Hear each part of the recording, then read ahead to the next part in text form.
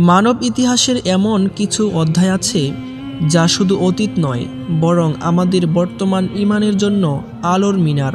আমরা আজ যাত্রা করব সেই সময়ে যখন সত্যকে আঁকড়ে ধরা ছিল মৃত্যুদণ্ড পাওয়ার শামিল।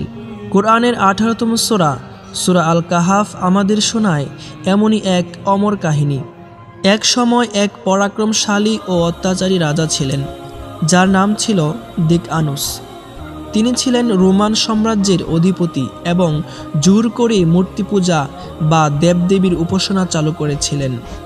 যারা এক আল্লাহর ইবাদত করত তাদের উপর নেমে আসত চরম নির্যাতন।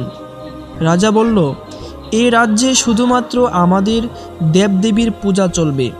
এক অদৃশ্য আল্লাহর পূজা করার সাহস যার হবে তার শাস্তি হবে মৃত্যু। ঠিক সেই সময়ে আন্তকিয়া শহরের কয়েকজন যুবক, সংখ্যায় তারা ছিল 7 জন। কেউ কেউ এর ভিন্ন মত দিয়েছেন, তবে কোরআনে সঠিক সংখ্যাটি আল্লাহর কাছেই সুপর্দ করা হয়েছে। যারা রাজার সেই ভ্রান্ত পথ মেনে নিতে পারেনি তারা ছিলেন উচ্চবংশীয় এবং প্রভাবশালী পরিবারের সন্তান। নিজেদের চারপাশের মূর্তি পূজা ও শিরকের পরিবেশে তারা অস্থির হয়ে উঠলেন এবং একটি গোপন স্থানে গেলেন। তাদের মধ্যে একজন বললেন, আমরা কি আমাদের পূর্বপুরুষদের মতোই মিথ্যা দেবতার সামনে নত হব? আমরা কি আমাদের সম্পদ প্রতিপত্তিকে একমাত্র রব আল্লাহর চেয়ে বেশি ভালোবাসি? ঠিক সেই মুহূর্তে তাদের অন্তর দৃঢ় হয়ে গেল। তারা ঘোষণা করল, আমরা আল্লাহর পরিবর্তে অন্য কোনো ইলাহকে ডাকব না। যদি ডাকি তবে তা অবশ্যই চরম বাড়াবাড়ি হবে। আমরা সেই রবের উপর ঈমান এনেছি যিনি আসমান ও জমিনের রব। আমরা কখনো এর সাথে অন্য কাউকে শরীক করব না। যদি আমরা তা করি তবে তা হবে চরম মিথ্যা কথা। এক পর্যায়ে তারা বুঝতে পারলেন যে প্রকাশ্যে আল্লাহর ইবাদত করা এই দেশে অসম্ভব।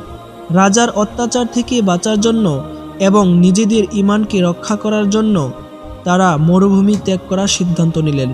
তারা আল্লাহর উপর পূর্ণ ভরসা করে নিজেদের ঘরবাড়ি, সম্পদ ও আত্মীয় স্বজন ছেড়ে এক অজানা পথে রওনা হলেন। তাদের সাথে ছিল একটি কুকুর যা তাদের অনুসরণ করেছিল। তারা শহর থেকে দূরে একটি পাহাড়ের কাছে এসে পৌঁছলেন এবং সেখানে একটি গুহা দেখতে পেলেন।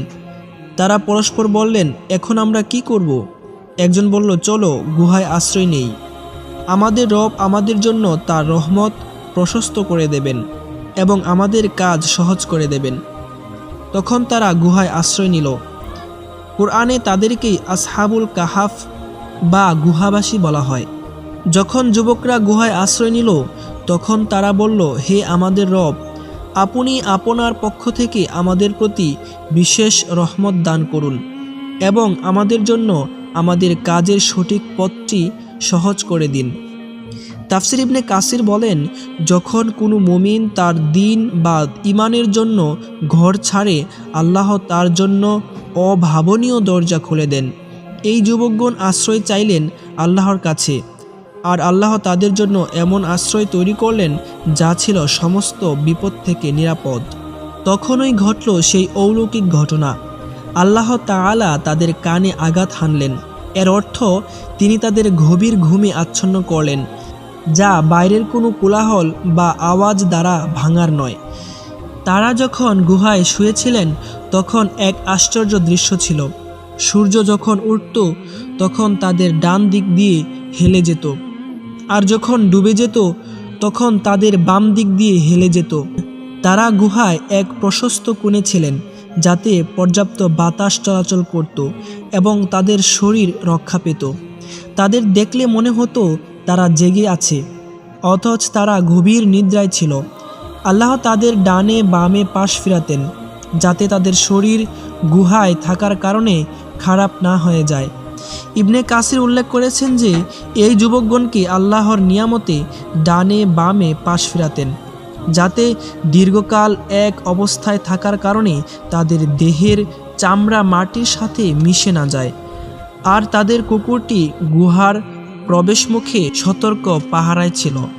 এ অবস্থায় তারা ঘুমিয়ে রইলেন 300 বছর এবং অতিরিক্ত 9 বছর, অর্থাৎ মোট 309 বছর। সুবহানাল্লাহ। দীর্ঘ ৩০০ বছরেরও বেশি সময় পর আল্লাহ তাদের পুনরায় জাগিয়ে দিলেন। তারা যখন জেগে উঠলেন তখন একে অপরের সাথে প্রশ্ন করতে লাগলেন, তোমরা কতদিন ঘুমিয়েছ? কেউ বলল, একদিন বা একদিনের কিছু অংশ। কেউ বলল, তোমাদের রবেই ভালো জানেন তোমরা কতকাল ছিলে। এখন তোমাদের মধ্যে একজনকে রূপার মুদ্রা দিয়ে শহরে পাঠাও, সে দেখুক সেখানকার খাবারগুলোর মধ্যে কোনটি উত্তম, সেখান থেকে কিছু খাবার নিয়ে আসুক এবং খুবই সতর্কতার সাথে কাজ করবে যেন কেউ তোমাদের অবস্থান জানতে না পারে। কেন আল্লাহ ঠিক এই সময়ে তাদের জাগালেন? কারণ ৩০০ বছরের ব্যবধানে সেই অত্যাচারী শাসন শেষ হয়ে গিয়েছিল। শহরের মানুষ তখন তাওহীদে বিশ্বাসী হয়ে গিয়েছিল। আল্লাহ তাদের জাগিয়ে তুললেন যেন তারা সেই নতুন মানুষদের সামনে কিয়ামতের দিন পুনরুত্থানের একটি জীবন্ত নিদর্শন হতে পারে। তাদের মধ্য থেকে একজন যুবক খাবারের সন্ধানে শহরে গেলেন, কিন্তু ৩০০ বছর পর সেই শহর সম্পূর্ণ বদলে গেল। সেই রাজাও নেই, রাজ্যের অবস্থাও ভিন্ন। তিনি একটি রুটির দোকানে গিয়ে ৩০০ বছরের পুরনো সেই মুদ্রাটি দিলেন। দোকানদার অবাক হয়ে জিজ্ঞাসা করল, এত পুরনো মুদ্রা তুমি কোথায় পেলে? খবরটি ধীরে ধীরে শহরের রাজা পর্যন্ত পৌঁছল। শহরবাসী একত্রিত হলো। তারা জানতে পারল এই যুবক আসলে সেই গুহাবাসীদের একজন, যারা বহু বছর আগে রাজার ভয়ে নিরুদ্দেশ হয়েছিল। শহরবাসী ততদিন মূর্তি পূজা ছেড়ে এক আল্লাহর ইবাদতে ফিরে এসেছিল। ইবনে কাসির বলেন, তৎকালীন শাসক ছিলেন একজন সৎ ও ধার্মিক রাজা। তিনি এই ঘটনা শুনে আল্লাহর প্রতি কৃতজ্ঞতা প্রকাশ করলেন এবং বুঝতে পারলেন যে এটি তার জাতির জন্য আল্লাহর এক মহা নিদর্শন। তারা গুহাবাসীদের কাছে গেলেন, তাদের সাথে দেখা করলেন এবং আল্লাহর এই মহা নিদর্শন দেখে তাদের ঈমান আরও দৃঢ় হলো। আল্লাহর ইচ্ছা এই গুহাবাসীর ঘটনা কিয়ামত পর্যন্ত মানুষের জন্য একটি ঈমান বৃদ্ধিকারী দৃষ্টান্ত হিসেবে রয়ে গেল। আসহাবুল কাহাফের এই আশ্চর্য ঘটনা আমাদের শেখায়, ঈমানের উপর দৃঢ় থাকলে আল্লাহ অসম্ভবকেও সম্ভব করেন।